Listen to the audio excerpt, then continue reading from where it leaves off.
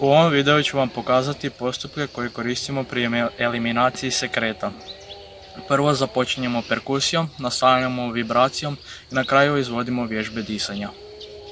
Vibracije i perkusije su metode odljepljivanja sekreta iz stjenke bronha i postavljanja iz manjih u glavni bronh, to jest iz donjih dijela pluća u gornji dio pluća. Vibracije traju 3 minute, a perkusija traje po dogovoru sa pacijentom, ali u pravilu ne traje duže od 5 minuta. Prije nego što počnemo sa perkusijom, prvo stavimo pacijenta u jedan položaj drenaže. Evo, molim vas, legnite na leđa.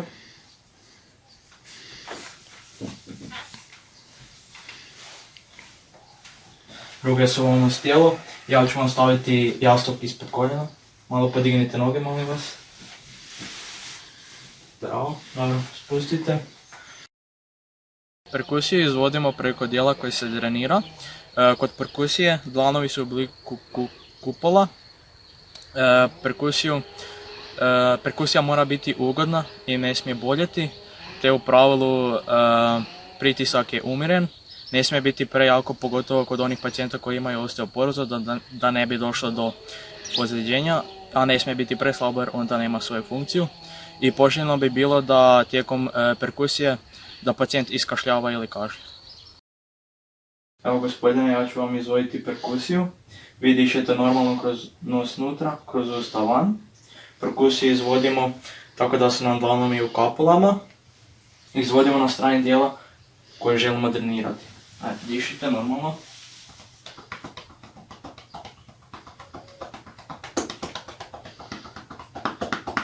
I to radimo 5 minuta. I važno je da tokom tretmana pacijent iskašljava.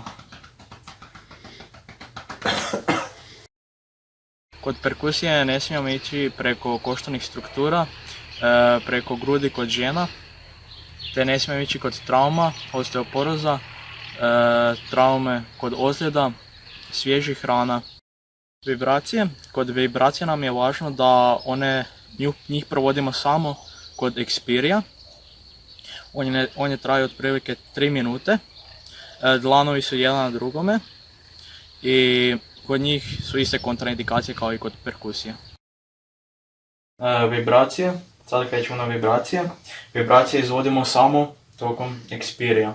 Tako gospodine, ja ću vam reći dok dahnete, izdahnete. Vibracije izvodimo tako da su ruke položene jedna na drugu i stavimo ih na stranu tijela koje želimo tretirati. Znači gospodine, odahnite, izdahnite.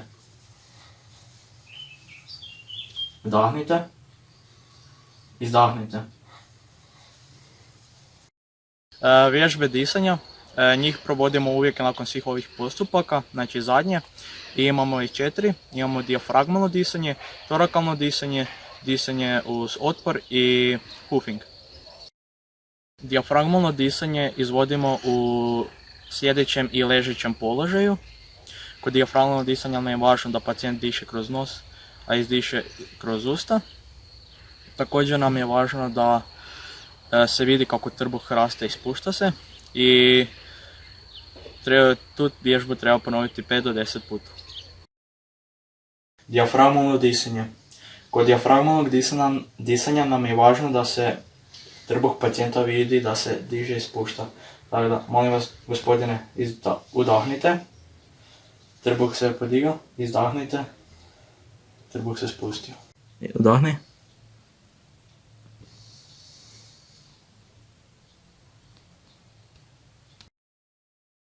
Torakalno disanje, ono se izvodi u stojećem ili sjedećem položaju. Pacijent dlanove sloni na rebreni luk, uzima duboki udisaj i tako se prsni koš širi, te pri kraju izdaha pacijent dlanovima pritisne rebra kako bi izbacio što više zraka. Ova vježba se također može izvoditi ručnikom. Ajde gospodine, udahnite i sad pri izdisaju stisnite. Opet.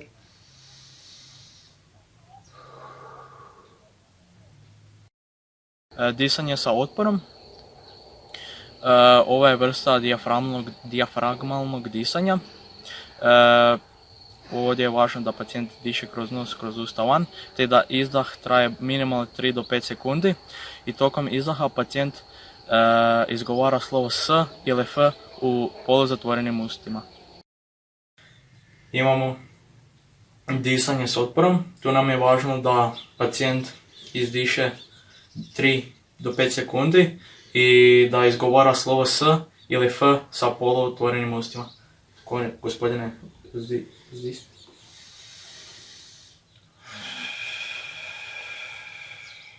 Ponovo.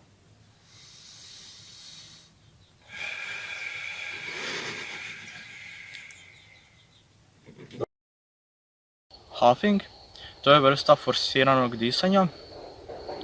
To nam je važno kad pacijent udahne i kad ide izdahnuti, da izdiše otvorenim ustima koje da pokušava zamaknuti staklo.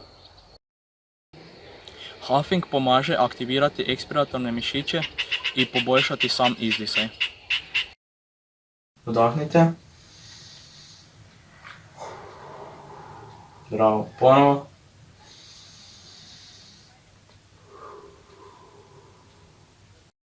Nadam se da ste nešto naučili o eliminaciji sekreta i da će vam ovi postupci pomoći u budućnosti.